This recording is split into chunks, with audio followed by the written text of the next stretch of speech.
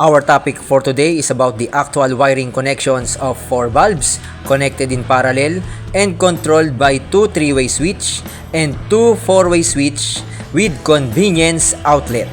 Part 4. This is the arrangement of lights, electrical boxes, switches, conduits, and other devices. And without further ado, let's get started.